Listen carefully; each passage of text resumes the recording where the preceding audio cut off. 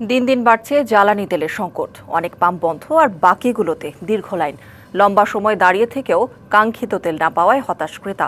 এ বিষয়ে আরও জানবো, চট্টগ্রাম থেকে যুক্ত হচ্ছেন সহকর্মী মুজিবুল হক। মুজিব, দেশের বাণিজ্যিক রাজধানী বলা হয় চট্টগ্রামকে, জানাবেন সেখানকার জ্বালানি তেল সরবরাহের পরিস্থিতি।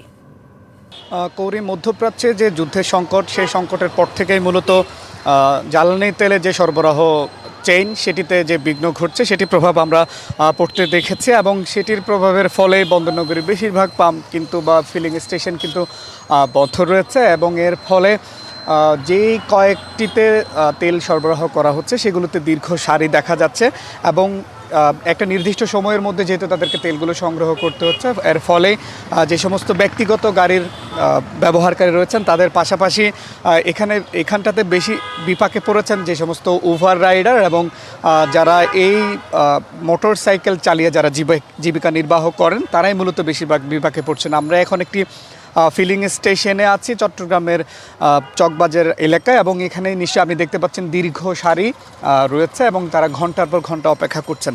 আমরা সরকারি যে তেল সরবরাহকারী প্রতিষ্ঠান বিপিসি রাষ্ট্রায়ত্ত প্রতিষ্ঠান, তারা বলছে যে তেলের যে স্বাভাবিক সরবরাহ সেটি একেবারেই স্বাভাবিক রয়েছে, কিন্তু বাস্তব চিত্র কিন্তু মাঠে দেখা যাচ্ছে ভিন্ন রকম। অর্থাৎ বেশিরভাগ পাম্প কিন্তু শূন্য রয়েছে, সেখানে তেল নেই, গ্রাহকরা এসে মোটরসাইকেল চালকরা এসে কিন্তু ফেরত যাচ্ছেন।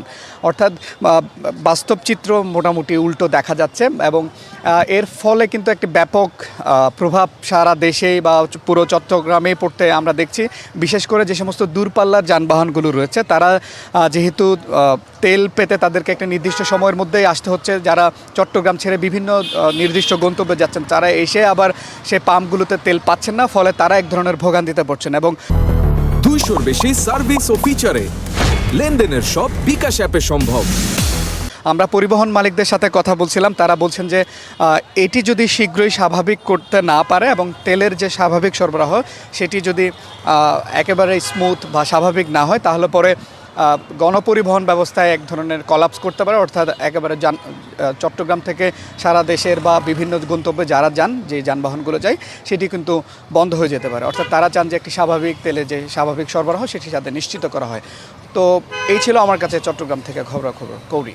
মুজিব, ধন্যবাদ আপনাকে।